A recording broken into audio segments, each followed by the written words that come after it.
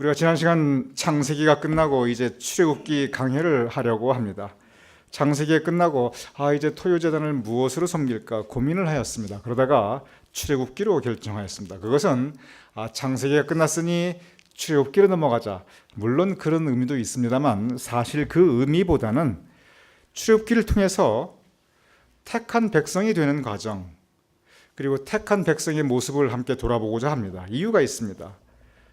이스라엘 백성만 택한 백성이 아닙니다. 여러분과 저 우리도 택한 백성입니다. 하나님의 자녀입니다. 그래서 이 이스라엘 백성들이 택한 백성이 되는 과정을 통해서 우리가 하나님의 자녀가 되는 과정을 함께 묵상하며, 또한 특별히 택한 백성이 어떻게 살아가고 있는가, 그들의 모습을 통해서 우리의 모습, 우리의 삶의 모습을 투영해 보고자 합니다. 그래서 출애굽기를 통해서 주시는 하나님의 교훈을 우리가 함께 나누는 시간을 오늘부터 출애굽기 강의를 통해서 함께 이어가도록 하겠습니다. 얼마나 걸릴지 모르겠습니다. 하지만 제가 생각할 때 아마 최소한 아마 금년 가을이나 금년 말까지 가지 않을까, 그런 생각을 해보게 됩니다. 먼저 출애굽기 그 내용은, 이 뜻은 제가 여러분 말씀드렸습니다만 출자가 나온다 뜻입니다. 출자가 한자입니다. 애굽은 이집트입니다. 즉 이집트에서 나오는 것을 기록할 책입니다. 누가 애굽에서 나왔습니까? 이스라엘 백성입니다. 노예 생활하였던 이스라엘 백성이 애굽에서 나온 것을 기록한 것이 출애굽기입니다. 그래서 이 출애굽기의 그 모든 과정이 여기에 기록되어 있습니다. 먼저 출애굽기의 배경을 보도록 하겠습니다. 하나님께서 이스라엘 백성에게 아브라함을 통해서 축복의 약속을 하여 주셨습니다. 가장 큰 축복의 약속은 너희를 하늘의 별과 같이 바다의 모래같이 이 자손의 축복, 그 무수한 번영의 축복을 내려주셨습니다. 하나님께서 이 약속을 창세기 12장에 주셨는데 창세기가 끝나갈 무렵에 반복하여 주십니다. 믿음의 역사는 아브라함부터 시작하는데, 물론 아담부터 시작합니다. 하지만 아브라함을 통해서 신앙 그 역사는 시작하고 있습니다. 그런데 믿음의 역사가 시작할 때 하나님께서 주신 약속이, 그 축복의 말씀이 하늘의 별과 같이 바다의 모래같이 생육하고 번성케 하겠다는 그 약속입니다. 그 약속 창세기가 끝날 때쯤 해서 다시 한번 해주시는데 보겠습니다. 창세기 46장 3절의 말씀입니다. 하나님이 이르시되 나는 하나님이라 내 아버지의 하나님이니 애굽으로 내려가기를 두려워하지 말라. 내가 거기서 너로 큰 민족을 이루게 하리라. 감사합니다. 아브라함에게 주신 그 약속의 말씀을 그 아들 이삭에게 주셨고 그 아들 야곱에게 주셨는데, 저 말씀은 야곱에게 주시는 말씀입니다. 내가 거기서 너로 큰 민족을 이루게 하리라. 그리고 저 약속은 야곱의 아들 요셉을 통해서 이루어지게 됩니다. 즉 4대에 걸쳐서 이루어지게 되는 약속의 말씀입니다.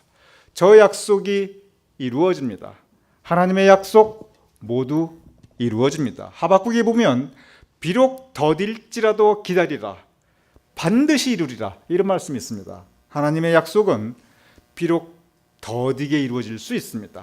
그런데 비록 더딜지라도 기다리라, 반드시 지체되지 않고 반드시 이루리라, 이 말씀이 역시 진리의 말씀인 것 같습니다. 그래서 이 말씀이 이루어지고 구체적인 이 말씀이 이루어지는 모습을 창세기 47장 11절 27절에 이렇게 기록되어 있습니다. 부탁합니다. 요셉이 바로의 명령대로 그의 아버지와 그의 형들에게 거주할 곳을 주되 야곱의 좋은 땅 람셋을 그들에게 주어 소유로 삼게 하고 이스라엘 족속이 애굽 고센 땅에 거주하며 거기서 생업을 얻어 생육하고 번성하였더라. 네, 감사합니다. 생육하고 번성하였더라. 하나님의 약속이 이루어졌습니다. 그런데 여러분, 이 부분을 한번 가만히 생각해 보시기 바랍니다. 아브라함에게 약속해 주셨습니다. 너에게 자손의 큰 축복을 생육하고 번성케 하리라. 그런데 이 약속은 전혀 상상하지 못한 때에 전혀 상상하지 못한 곳에서 이루어집니다. 저 약속이 요셉의 때에 이루어질 거라고는 아무도 생각을 못했어요. 저 약속이 무려 4대가 걸릴 거라고는 그 누구도 생각을 못했습니다. 저 약속이 다들 가나안 땅에서 이루어질 거라고 생각했어요. 그런데 저 약속은 애굽에서 이루어집니다. 애굽에서 저 약속이 이루어질 거라고 누가 꿈엔들 생각했겠습니까? 하나님의 뜻은 때때로 상상하지 못한 때에 상상하지 못한 곳에서 이루어집니다. 여러분을 향한 하나님의 계획이 있으십니다. 하나님의 뜻이 있으십니다. 선하신 하나님이시기 때문에 여러분을 향한 하나님의 뜻은 언제나 선하고 아름답습니다. 그런데 그 선하고 아름다운 하나님의 뜻은 때때로 상상하지 못한 때, 상상하지 못한 곳에서 이루어집니다. 하나님의 생각은 우리의 생각과 다르고 하나님의 계획이 우리의 계획과 다르기 때문에 그렇습니다. 바로 그 과정에서 많이 넘어집니다. 왜냐하면 우리 생각과 우리 계획과 다르기 때문에 그렇습니다. 그래서 약속의 말씀 애굽에서 이루어집니다. 구체적인 모습 다시 한번 반복됩니다. 47장 11절 방금 읽었죠. 요셉이 그리고 이제 저렇게 살다가 요셉이 죽을 때의 모습입니다. 50장 26절입니다. 요셉이 110세의 죽음에 그들이 그의 몸에 향 재료를 넣고 애굽에서 입관하였더라. 예, 감사합니다.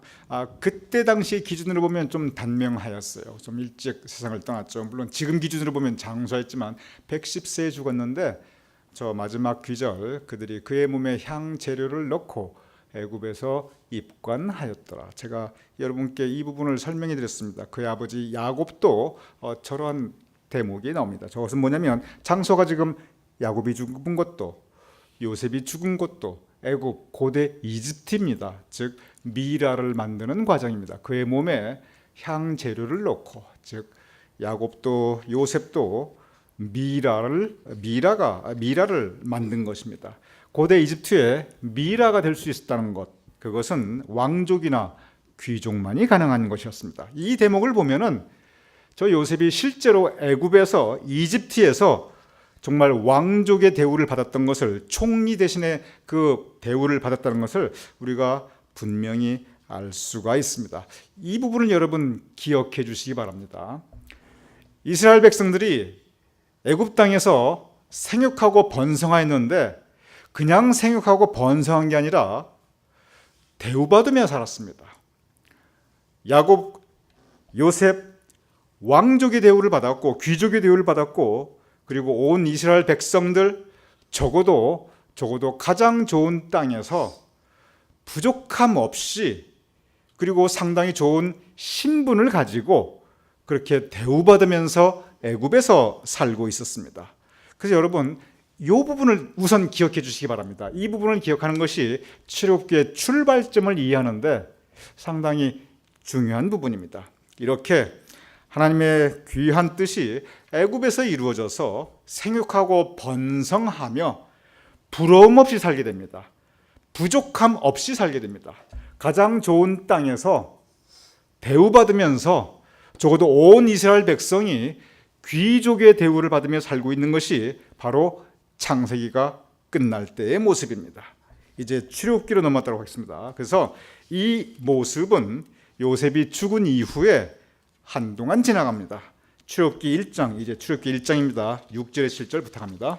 요셉과 그의 모든 형제와 그 시대의 사람은 다 죽었고 이스라엘 자손은 생육하고 불어나 번성하고 매우 강하여 온 땅에 가득하게 되었더라. 감사합니다. 요셉과 그의 모든 형제가 다 이제 세상을 떠났고 세월이 흘러가서 그 시대의 사람들이 다 세상을 떠났고 그러나 계속 자손들은 생육하고 번성합니다. 그런데 숫자만 생육하고 번성하는 것이 아니라 매우 강할 수밖에 없죠. 아주 귀족의 대우를 받고 있었으니까 이제는 어느 정도 힘도 가지게 됩니다. 애굽 사회에 하나의 중요한 힘 있는 그러한 그룹으로 커나가게 됩니다. 그래서 저 성경의 말씀 보면 생육하고 번성하였지만 동시에 매우 강하게 되었습니다. 자, 그럼 여기에서 우리가 이제 잠깐 성경을 잠깐 옆에 놓고 한번 세상적인 생각을 해보시기 바랍니다. 여러분, 성경이 구체적인 여러분과 저 같은 사람들에게 주신 말씀입니다. 옛날이나 지금이나 우리가 영적인 존재이기 때문에 하나님과 영이 교통하며 살고 있지만, 그러나 우리의 발은 이 땅 위에 살고 있어요. 우리가 세상 속에서 살고 있습니다. 그래서 성경 말씀이 이 세상 속에 살아가는 사람들의 삶의 모습과 별로 무관하지 않아요. 왜냐하면 그때나 지금이나 사람의 본성이, 사람 내면의 이 본성이 거의 변하지 않았습니다. 달라진 것은 사람이 살아가고 있는 이 외부적 환경이 조금 달라졌을 뿐이에요. 그러면 여러분이 한번 생각해 보시기 바랍니다. 일단 세상적으로 한번 생각해 보시기 바랍니다. 이 장소가 어디입니까? 지금 애굽이에요. 그러면 애굽에 본토인이 있습니다. 본토 이집트 사람들이 있습니다. 애굽 사람들이 대대로 거기에서 뿌리 내렸고 거기서 살았던 원주민 본토인이에요. 애굽 왕이 있었을 것이고 그 왕들의 왕족이 있었을 것이고 원래 애굽 귀족이 있었을 것이고 애굽에 원래 뿌리 내리고 살았던 거기 나름대로 힘 있는 사람도 있었을 거예요. 그런데 그 사람들 입장에서 본다면 이 이스라엘 백성, 이 아브라함의 자손이 외지인이에요. 외지인이 갑자기 들어오더니 생육하고 번성하더니, 아니 거기다가 분명히 외지인인데 애굽인들하고 피 한 방울 안 섞였는데, 그런데 힘도 있어요. 귀족 대우를 받아요. 땅도 제일 좋은 고센 땅에 살고 있어요. 여러분이 본토에 뿌리 내리고 살던 그 애굽 사람이라면 이 외진이 처음에 숫자도 얼마 안 되고 힘도 없고 도와주는 입장인데 나중에 점점 강해지고 힘이 커진다.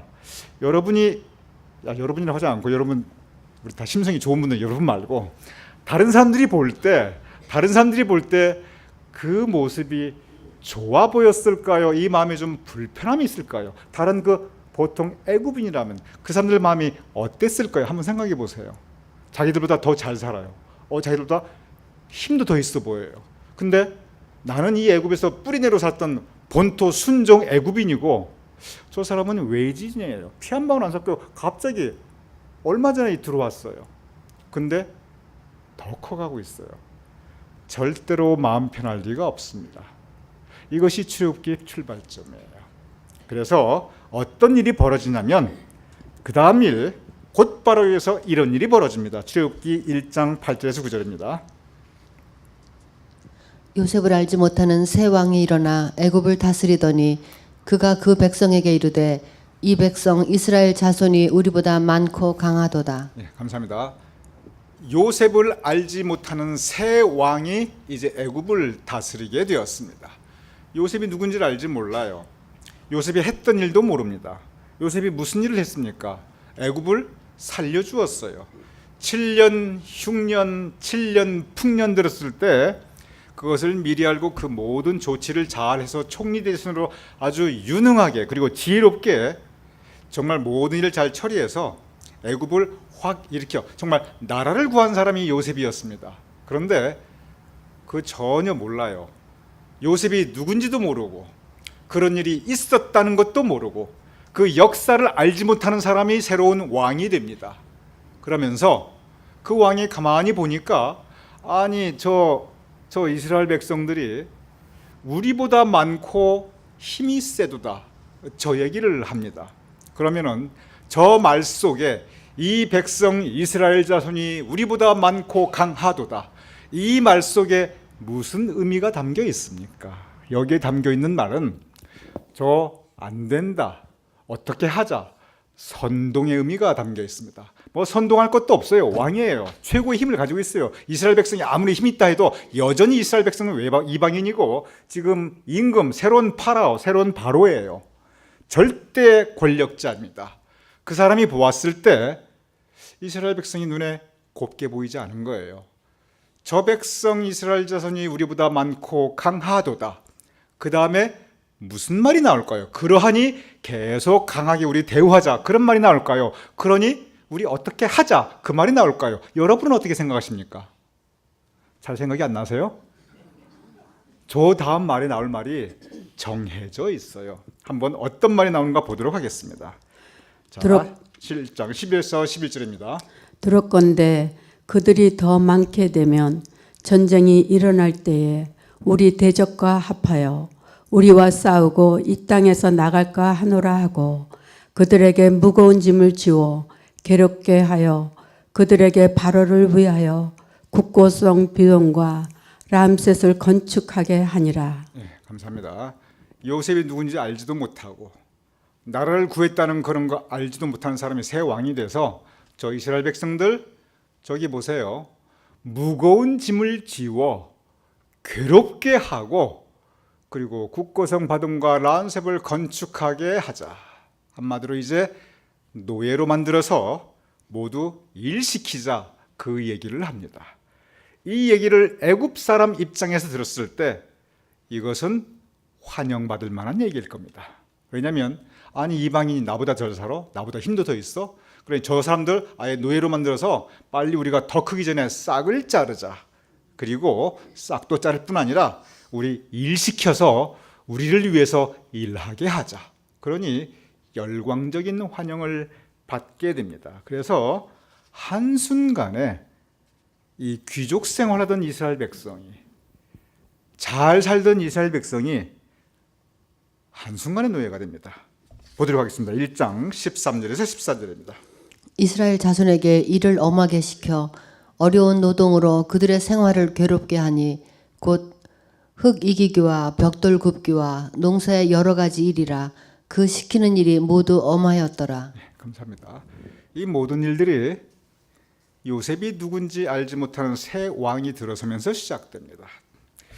역사를 보면은 그 역사 제대로 알지 못하는 사람이 참 이 역사를 이끌어가면은 참 곤란한 것 같아요. 그래서 역사를 제대로 알아야 되고 그리고 하나님의 뜻을 늘 구해야 합니다. 여기에서 이스라엘 백성과 애굽 백성이 어쩌면 잘 살 수도 있을 거예요. 같이 화합하면서, 같이 서로 도우면서. 그렇지 않아요. 아주 그냥 노예로 만들어 버립니다. 그래서 그 시키는 일이 모두 엄하였더라. 채찍맞고 인간 대접 못 받으며 한순간에 노예가 됩니다. 이 부분을 우리 한번 가만히 생각해 보시기 바랍니다. 하나님의 뜻이 이루어졌습니다. 생육하고 번성하게 되었습니다. 하나님의 뜻이 이루어졌어요. 좋은 땅에서 이스라엘 백성들이 잘 살게 되었습니다. 그런데 이 하나님의 뜻이 왜곡되게 됩니다. 하나님께서 이스라엘 백성을 생육하고 번성케 하셨을 때는 노예 노릇하라고 번성케 하신 게 아니에요. 이스라엘 백성들을 택한 백성으로 삼으셔서 이렇게 숫자를 많이 허락하여 주셨을 때 그 많은 이스라엘 백성이 하늘의 별과 같이 바다의 모래같이 이 많은 이스라엘 백성들이 그냥 애굽 땅에 가서 종노릇이나 하라고 그렇게 복리해 주신 것 아니에요. 그런데 현실에서는 그렇게 되어버립니다. 하나님의 뜻이 이렇게 왜곡될 때가 있습니다. 여러 가지 이유가 있습니다. 인간의 탐욕 때문에 그렇게 될 수도 있고 저렇게 어떤 의심 때문에 그렇게 될 수도 있고 또 적어보면 아주 철저한 세상적인 계산입니다. 세상적인 계산에 의하면 저게 옳아요. 왜냐하면 싹을 미리 후환을 없애자. 그래서 아예 이스라엘 백성들 괜히 우리가 저 이스라엘 백성들의 애굽 이 나라를 통째로 내주느니 차라리 아예 노예로 만들어보자. 세상적인 계산은 그게 정확해요. 이런저런 일로 그것이 사람의 탐욕과 욕심이든지 아니면 의심이든지 인간적인 갈등이든지 아니면 세상적인 계산이든지 하나님의 뜻과 계획이 이렇게 왜곡될 때가 있습니다. 출애굽기 바로 이렇게 시작합니다. 하나님께서 침묵하지 않으십니다. 바로 이 역사 현장에 하나님이 개입하십니다. 출애굽기 3장 9절에서 10절 부탁합니다. 이제 가라. 이스라엘 자손이 비르짐이 내게 달하고 애굽 사람이 그들을 괴롭히는 학대도 내가 보았으니 이제 내가 너를 바로에게 보내어 너에게 내 백성 이스라엘 자손을 애굽에서 인도하여 내게 하리라. 네, 감사합니다. 하나님께서 개입하십니다. 그래서 모세를 보내십니다. 모세에게 주시는 해방의 메시지입니다. 이제 가라. 어디로?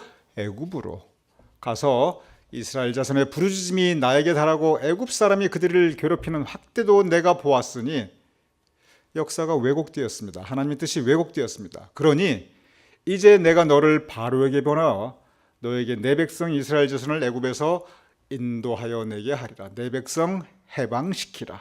그리고 애굽에서 인도하여 내라. 이것이 출애굽입니다. 출애굽은 애굽에서 나온 곳으로 끝나지 않아요. 출애굽은 애굽에서 나와서 약속의 땅, 하나님께서 허락하신 그 젖과 꿀이 흐르는 가나안 땅으로 인도하여 주시는 그 인도하심의 기록입니다. 엄격히 말하면 출애굽이 끝난 다음에 또 다른 책이 하나 있었으면 좋겠다는 생각을 제가 하게 돼요. 그것은 입가나안기. 이런 책이 있어가지고, 그런데 사실은 그 이후에, 출애굽기 이후에 민수기, 신명기, 레위기, 여호수아 이 모든 책들이 사실은 사사기 입가나안기예요. 가나안으로 들어가 정착하는 기록이 출애굽 이후에 쭉 이어지게 됩니다. 바로 이것이 출애굽의 시작입니다. 여기서 우리는 한 가지 생각해 볼 필요가 있습니다. 남북 정상회담에 대해서 우리가 바라보는 시각이 각각 다를 수가 있어요.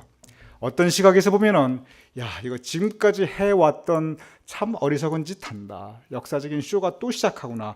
이러한 시각이 있을 수가 있습니다. 또 한쪽에서 보면은 비록 그러한 과거가 있지만 그러나 이것이 새로운 기회이니 이 기회를 통해서 남과 북이 새로운 역사를 이루어 나가자 새로운 가능성을 볼 수도 있습니다. 어느 쪽으로 나갈지 우리는 아직 몰라요. 역사는 하나님 앞에 열려 있습니다. 그럼 우리가 할 일은 무엇이냐면 우리가 할 일은 잘 되기를 기도해야 됩니다. 남과 북이 화합하되 진정으로 화합하고 그리고 통일이 되되 하나님의 뜻에 합당하고 하나님의 백성들에게 유익이 되는, 그래 우리 한 민족에게 새로운 역사가 이루어질 수 있는 좋은 길로 나갈 수 있도록 우리 기도해야 됩니다. 지금 새로운 역사의 분기점 앞에 무조건 비판하는 것도 아름답지 못하고 그냥 역사의 과거의 그 모든 것 다 잊어버리고 현실 감각 없이 그냥 꿈에 젖은 것처럼 그냥 어린 소녀의 환상을 보는 것처럼 그것도 사실 지혜로운 일은 아닙니다. 지금은 우리가 할 일은 기도할 일입니다.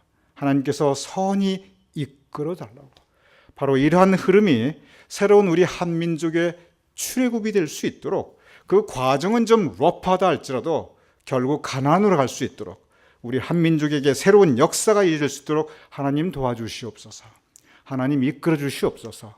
남과 북의 위정자들에게 겸손함을 허락하여 주시고 대한민국 국민과 또한 북한 국민들에게 지혜를 허락하여 주셔서 우리가 새로운 나라를, 새로운 삶의 이 민족의 길이 이루어질 수 있도록 우리는 기도할 때입니다. 왜냐하면 다 우리 한 민족이기 때문에 잘 돼야 됩니다. 우리 후손에게 새로운 삶이 열려야 합니다. 그래서 이 출애굽 이때 왜곡된 역사에 하나님의 뜻이 개입하였듯이 지금 한민족의 역사는 왜곡된 역사입니다. 남과 북이 갈라져 있고 서로 싸우고 핵전쟁이 일어날 위험에 있고 이것은 하나님의 뜻이 아니에요. 왜곡된 겁니다. 이때 하나님의 뜻이 개입할 수 있도록, 그리하여 출애굽을 통하여 입가나안을 이루신 하나님께서 새로운 그 역사를 이루셨듯이 그동안 남과 북으로 갈라져서 싸우고 으르렁거리고 그리고 매일 불안해하였던 이런 한민족의 역사가 새로운 역사가 펼칠 수 있도록 우리 믿는 사람들이 기도할 때입니다. 그래서 여러분, 이 출애굽의 아름다운 역사가 우리 한민족에도 일어날 수 있도록 함께 기도할 수 있는 저와 여러분들 수 있기를 주님의 이름으로 축원합니다.